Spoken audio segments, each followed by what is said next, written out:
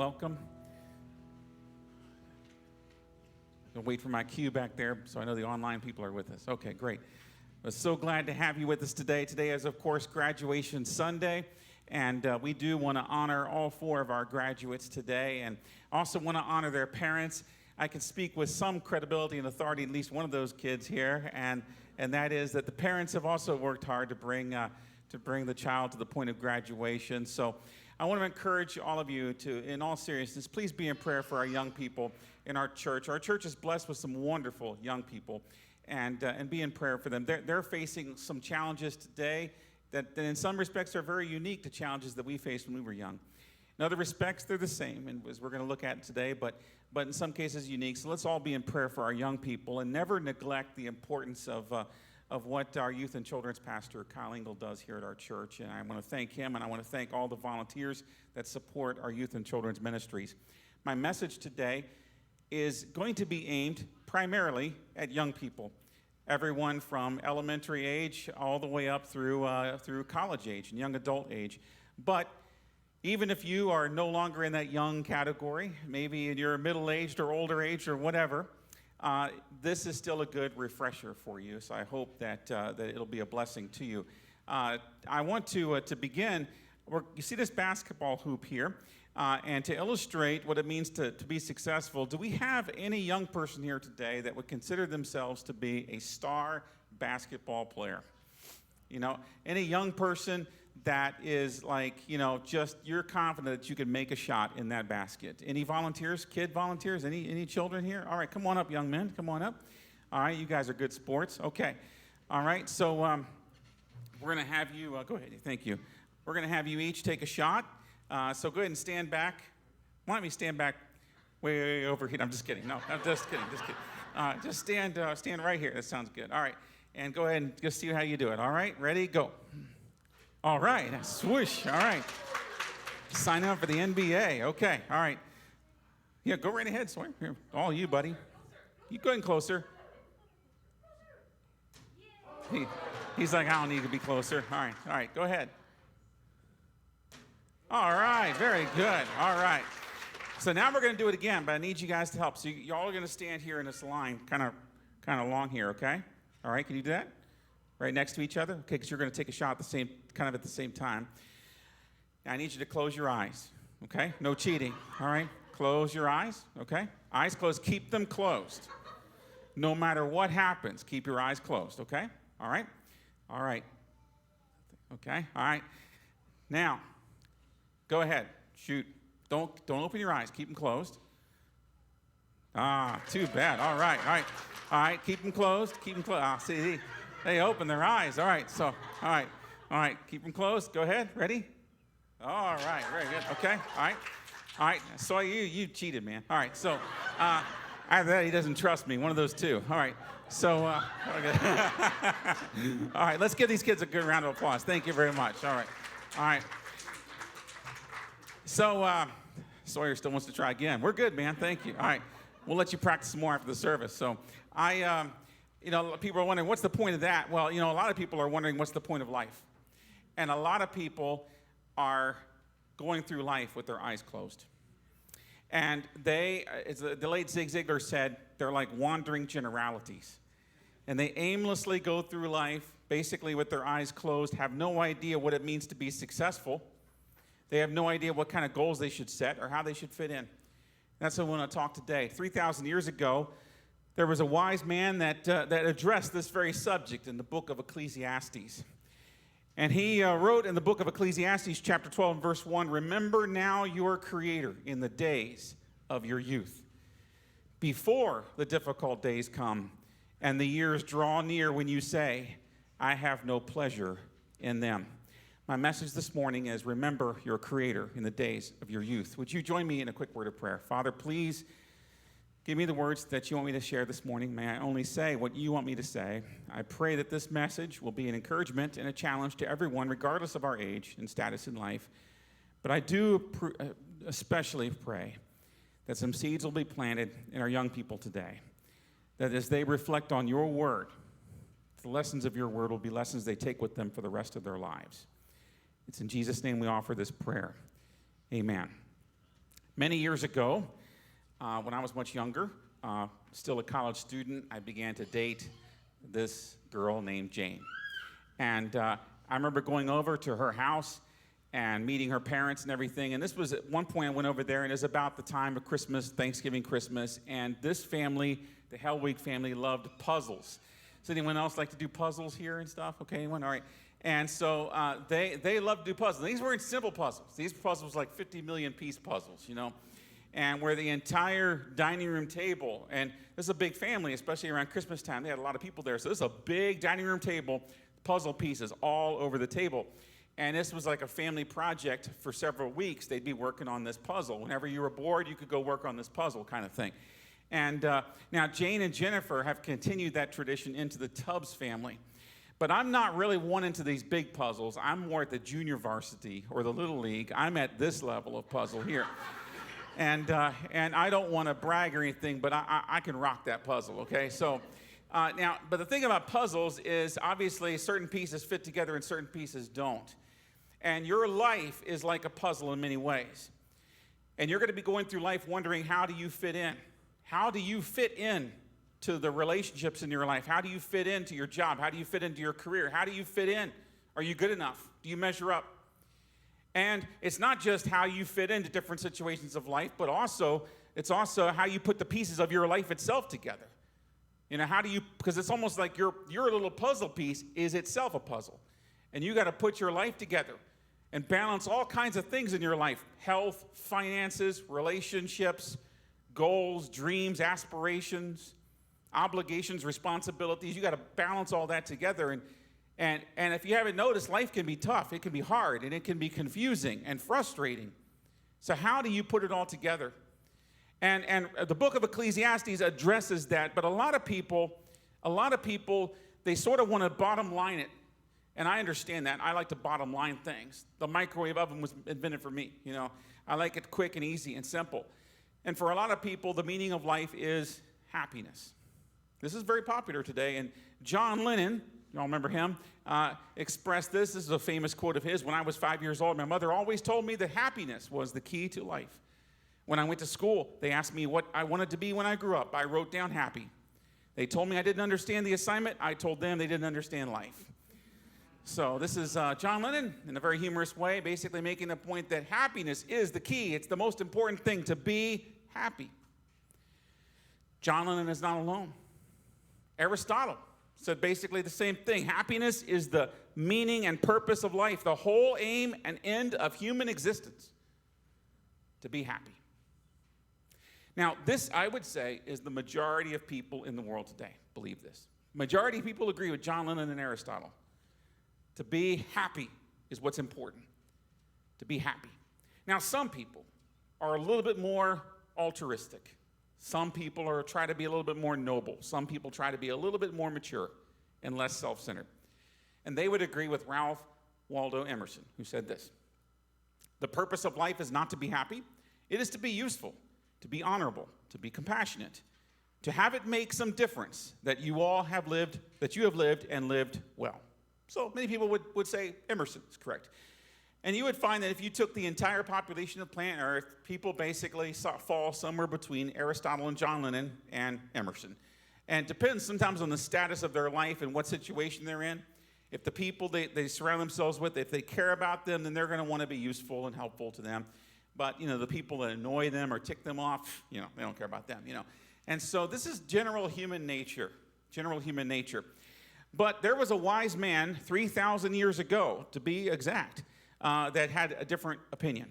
Now, before we get to him, though, I want to say these are the ways that people pursue happiness and significance. I mean, and again, and if you think about it, most people would consider the meaning of life to be either happiness and or significance. And here's how they pursue that, practically speaking. Money, wealth, and possessions. He who dies with the biggest bank account in the end wins. If I can accumulate a fortune, if I can make a lot of money, if I can get rich, if I can be a millionaire, multimillionaire, billionaire. There are some right now that are aspiring to be the first trillionaire in the world. And if I can accumulate all that money, then I will be significant and I will be happy.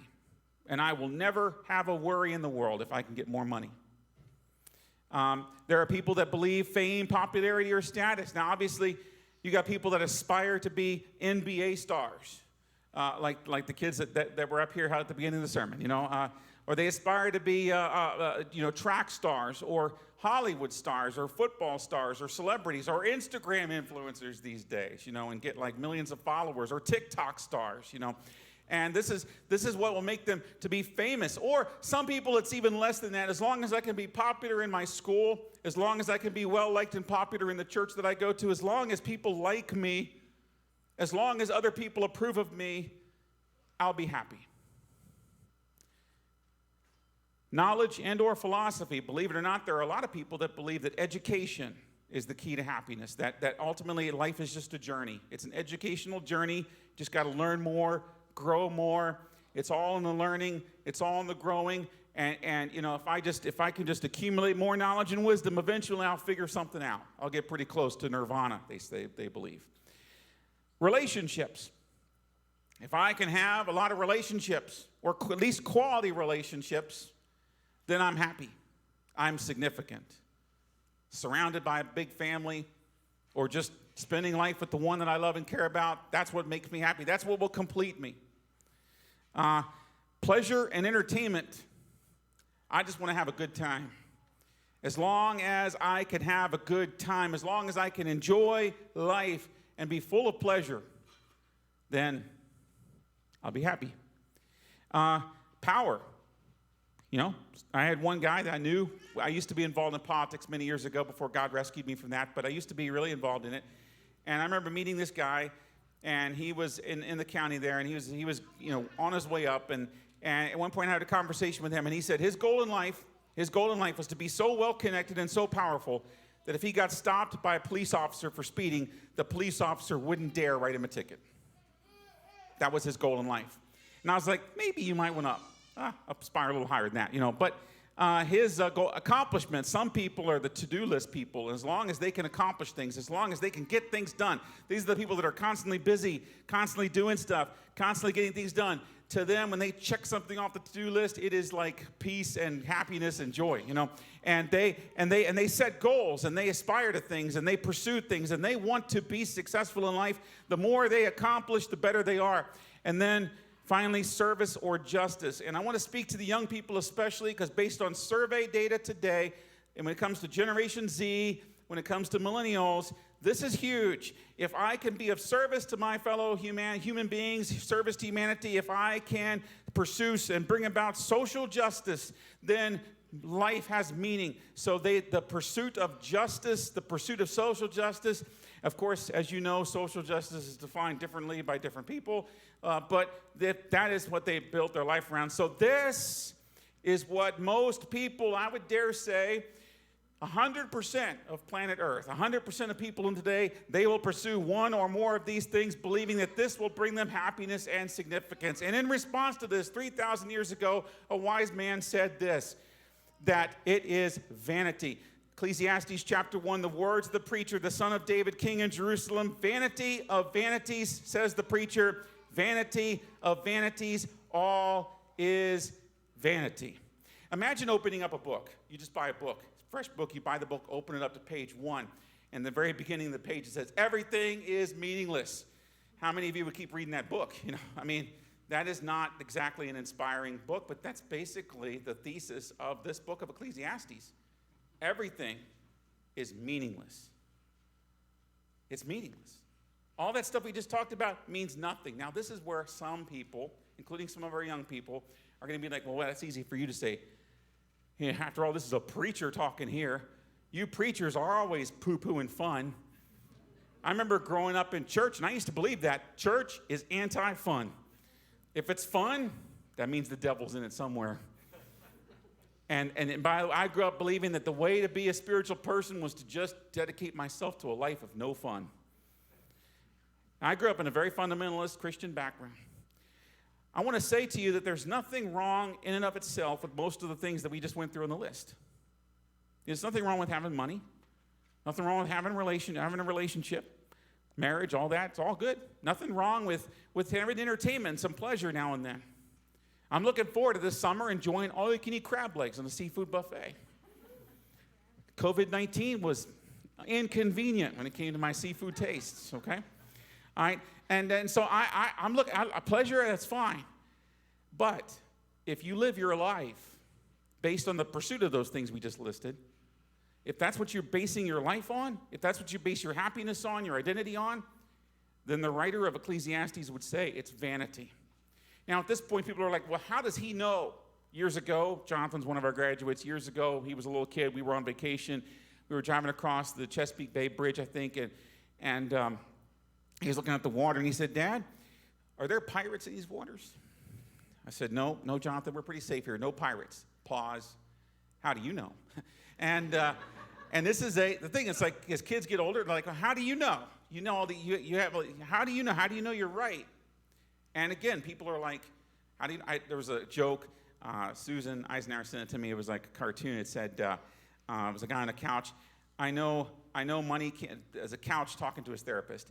I know money can't bring happiness, but I would like to try. Something like that, And how do you know money's not going to bring happiness? How do you know all these pleasure and entertainment's not going to bring happiness? How do you know?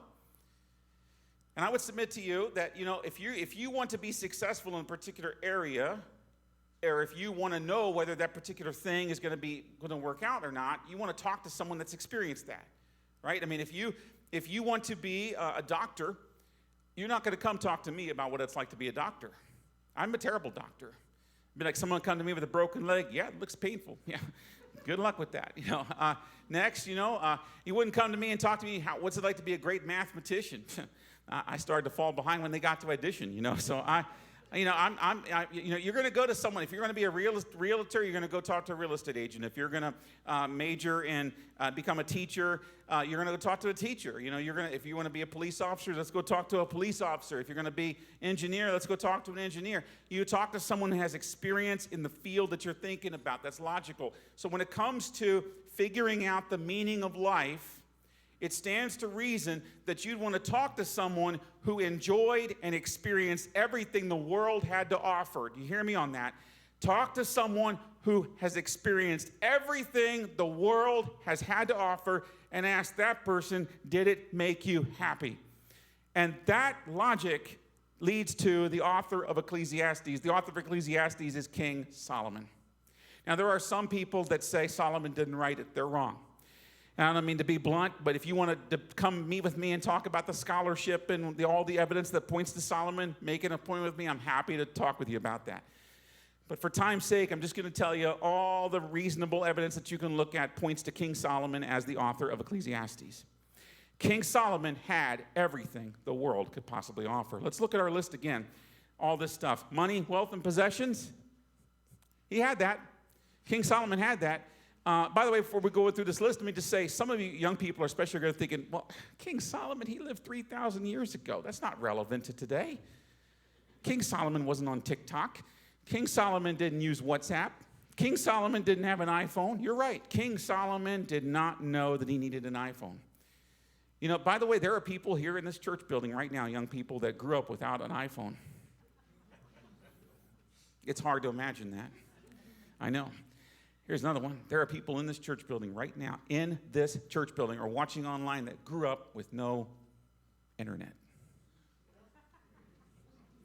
There are people that grew up with no color TV and no remote control for the TV. If they had a kid, the kid was the remote control. Some of you were the remote control. I was the remote control. Point is, you don't know what you don't know. And so a rich person, like the Rockefeller family, at the end of the 1800s, beginning of the 1900s, they were incredibly wealthy. Rockefeller was the wealthiest man in America. He had everything the world could offer. You need to look at things proportionately speaking. And so proportionally speaking, for his time, Solomon had everything he could possibly want. He had everything the world could possibly offer. Get that in your mind. Understand that. Let that sink down deep. He had everything the world could possibly offer. Money, possessions, and wealth, he had it all. He was making money when he was sleeping. How would you like to do that? How would you like to make money when you don't have to go into work? Money just rolling in. He had more money than he knew what to do with. You say, well, that was money that went to Israel. In the ancient world, there was no distinction between the king and the state. The king was the state. So when Israel made money, Solomon made money. Solomon was incredibly wealthy. He was the richest man in the world at his time. He's still today, when you even out for inflation and all that, today he's still one of the richest people in all of human history. Fame, popularity, or status, done. Solomon had that. He was as popular could be in that day. I mean, yes, he was not a TikTok star, but people came from all over the world just to meet Solomon and be in his presence and hear him speak. Knowledge and philosophy, yeah, he had that. He was the wisest guy in the entire Bible, in all of history. I had a Bible teacher when I was in Christian school. Solomon was the wisest fool in the Bible. And that's because even people who are incredibly wise and smart can do dumb things, okay? And Solomon did a few of those. Speaking of which, relationships. Solomon, he had some relationships, okay? He had, according to the Bible, he had 700 wives. That's 700 mothers-in-law and 700 wedding anniversaries he had to keep track of. In all seriousness, think about that. 700 wives.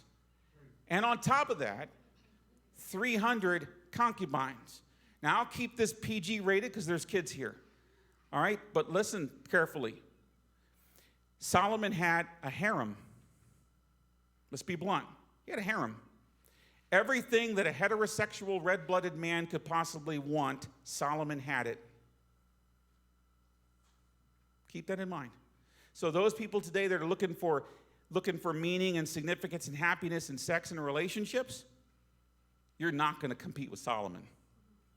Not going to compete with Solomon. Pleasure and entertainment. Solomon had all the entertainment he could possibly want. If they wanted to put on a show in the palace, he's going to do it for Solomon. He had people coming all over the place doing entertaining and everything. He had all that. Power, yep, he had that. Lots of power. No one messed with Israel under King Solomon. Accomplishment, yep, built the temple. That's a huge undertaking in the ancient world. He built the temple. That was a huge accomplishment for ancient Israel. But not just that, he also got Israel access to the Mediterranean. He established international trade, which was the basis of all their wealth. He secured their borders. He had tons and tons of accomplishments in his life. And service and justice, yeah. Solomon was, generally speaking, a benevolent ruler, and generally speaking, known as a just king. He was well respected all around the known world for his sense of justice and propriety. So all of these things, Solomon achieved it. And what was his verdict on all of this? He had all of this, and in response, he says, remember your Creator. Remember your Creator. Because all those things, in and of themselves, are empty. They're vain. They're meaningless. Remember now your Creator in the days of your youth, before the difficult days come and the years draw near when you say, I have no pleasure in them. Now, for the next few verses, I just want to warn you, I'm going to depress you a little bit. Or Solomon's going to depress you. Now, but I want to say this is only depressing if you are basing your happiness on stuff. If you're basing your happiness on everything the world has to offer, what Solomon's about to say in the next few verses that we're going to go through is going to depress you. But it's not the end of the story, so just bear with me, okay?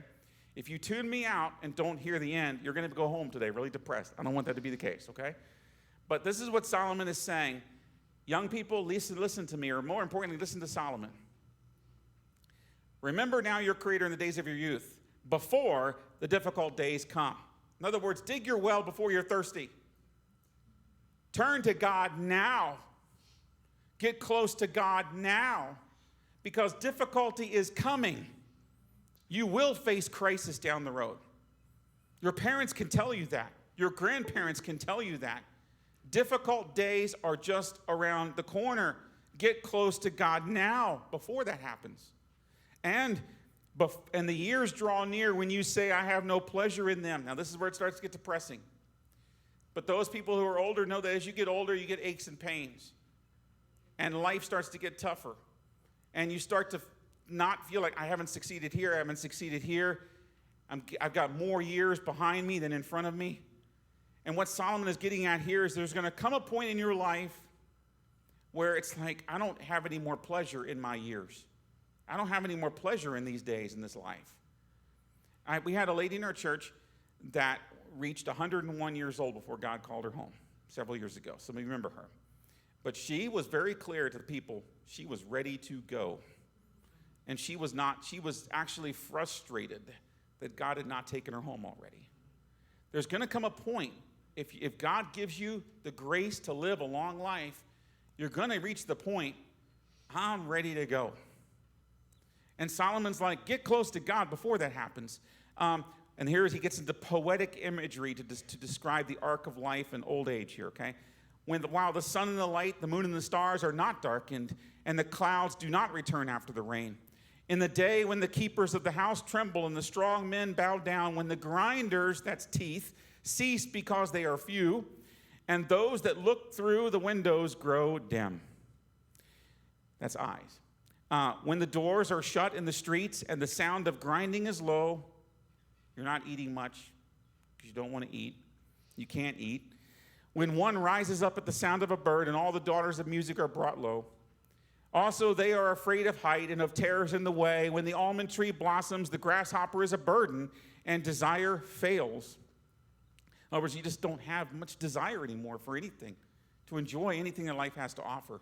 You're running out of gas. You're running out of energy. For a man goes to his eternal home, and the mourners go about the streets. This is very depressing here, but this is saying there's going to come a time where you go to your eternal home, and the mourners will come out and remember you. And listen, I have, because I'm a pastor, I've had the privilege, and it is a privilege, to officiate many funerals. And I can tell you, and I don't want to depress anyone, but they're all similar. When you die, when you close your eyes in death, what's going to happen is you're going to have left your body. Then your body's going to be taken to a hospital or to a morgue. It'll be embalmed and prepared. Your body will then be either cremated or brought out and put in a casket. And then, it'll be open casket or closed casket. Mourners will come. Pay respects to your loved ones that are still here. They'll be talking to each other over your remains. Then, at the time of the funeral, there'll be a service, and then the preacher will say some nice things about you, and hopefully he won't have to lie. And then afterwards, you'll be taken to the graveside, and then your body will be lowered into the ground. Dirt will be thrown on top of it, and then people will go back to the fellowship hall and eat potato salad in your honor. That is the end of everyone. Solomon himself addresses this in the book of Ecclesiastes when it says, it's better to go into the house of mourning than into the house of feasting, for death is the end of all men, and the living will lay it to heart. I will tell you that more people are open to hearing about God at a funeral than they are at a wedding. Remember your Creator before the silver cord is loosed, or the golden bowl is broken, or the pitcher shattered at the fountain, or the wheel broken at the well. I just love the poetic imagery here. Then the dust will return to the earth as it was, and the spirit will return to God who gave it. Ashes to ashes, dust to dust. And then, vanity of vanities, says the preacher. All is vanity. You know, when we went a few years ago, the group of us from the church went to the Holy Land. And one of the cities that was part of that tour was Pompeii. And Pompeii is an ancient Roman city that was destroyed by a volcano, Mount Vesuvius. Archaeologists love Pompeii because when Pompeii was destroyed by the volcano, it like froze it in time. So if you, it's like a huge thing for archaeologists and history buffs. It's like we get to see what life was like right at that time in the 1st century AD without the interference or confusion of latter years, in there. It's like it's just frozen in time. But one of the things, Solomon says in Ecclesiastes, there's nothing new under the sun. And one of the things that people in Pompeii did that people today still do, go to bathrooms at rest stops, gas stations, and you'll see it too, and that's graffiti. And people love to put graffiti on walls and stuff. Well, they did it in Pompeii also. They put graffiti in Pompeii. And archaeologists have been excavating graffiti for years, graffiti that was written in the 1st century. And here's one of the messages. They excavated this in the early 1900s. O walls, how you have held up so much tedious graffiti that I am amazed that you have not already collapsed in ruin. What struck me about this quote is this could be said about people's lives. This could be said about people's lives. That in our pursuit of happiness and significance, quite often, and not only that, sometimes just in aimlessly going through life, bouncing from one thing to the next, we heap onto ourselves things that don't really matter. We waste time and energy on things that don't matter. I'm not saying it's wrong to occasionally have times of pleasure. I'm not saying that. Don't get me wrong. But you know how many times we waste ourselves on drama that's unnecessary? We pursue goals that aren't really going to help us. We heap onto ourselves all kinds of baggage that we don't need, that just makes life more difficult. And Solomon's saying, just simplify your life. This other stuff that the world has to offer is not going to give you what you think. In fact, Viktor Frankl, he survived the Nazi death camps, and he was a psychologist, and he said this: it is the very pursuit of happiness that thwarts happiness. The more you try to pursue happiness, the more you're going to be chasing the wind. Don't try to pursue happiness. Instead, pursue the God that can give you happiness. Alexander the Great, was a guy that accomplished a lot in his lifetime. He conquered most of the known world. He also was an admirer of an ancient Greek philosopher. And I said I would look up the pronunciation of this guy's name before the 9 a.m. service. I didn't. So I said I'd look it up before the 11 a.m. service, and I didn't. But I think it's D-I-O-G-E-N-E. I think it's Diogenes, I think. But, I'm probably wrong. Anyway, this great philosopher, Diogenes, and Alexander was an admirer of him. He walks up to him at one point. Alexander's at the peak of his career, and he says, I will do any favor for you that you ask. And Diogenes said, would you please move out of the way of the sun? Not very impressed with Alexander. But at one point, he was giving Alexander an important object lesson. And he was staring at a bunch of bones, dead men's bones, and just staring and staring. Now, Alexander, to explain the relevance of this, Alexander's dad I see nose. Was Philip of Macedon. Alexander's I know. It's elbow. And murdered. And Alexander then went on and carried I see out circle. All the I know. It's conquest balloon. dreams that Philip had. Well, Diogenes, this philosopher, was looking I see at line. these bones. And Or Alexander street said, light. what are you looking at? Or asparagus. And Diogenes said this. I see golf club. I'm Or looking broom. through Or marker. I know. It's sword. At the bones of your father. I see line. And I see or no seesaw. difference between them Or bread. and the bones I of know. slave. It's underwear. The point is, all of us, rich I see and asparagus. Or lollipop. Go to the grave. Or broccoli. Or flower. And no matter how much you accomplish, you're going to go out into I'm stumped. eternity just like I see everybody leafy else. tree. Or garden. So don't build your life I'm stumped. around the things that this fallen world I'm not sure what that is. will cease to exist. Sorry, Don't I build couldn't your guess life it. around something that will not last. Some people, of course, will then say, well, wait a minute, justice. Justice is where it's at. And I just want to spend a couple last minutes on this because this is huge for this day and age. People today believe that they have built their entire life, identity, and meaning around justice. Sorry, I couldn't guess it. I want to be clear. I believe that sin is bad. And I believe that we as God's people should speak out against sin. We should speak against bigotry. We should speak against racism. We should speak against hate. We should speak against greed and covetousness.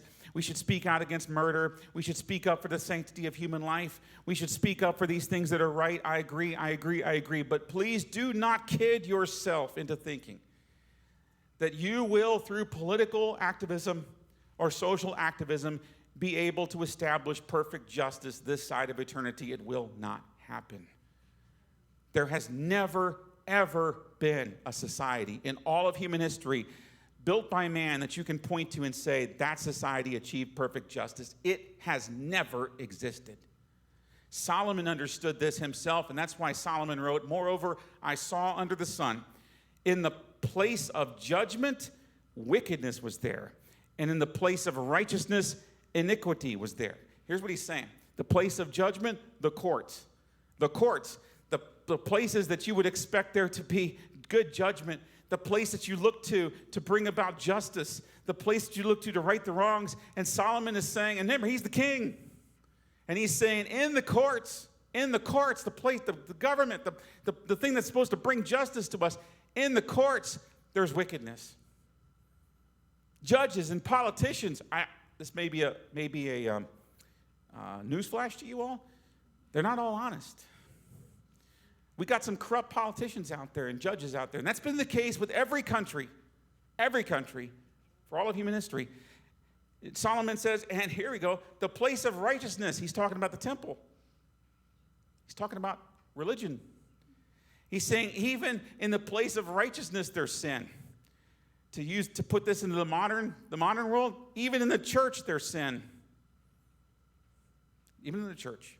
Pastors, deacons, connect group leaders, elders, sinners.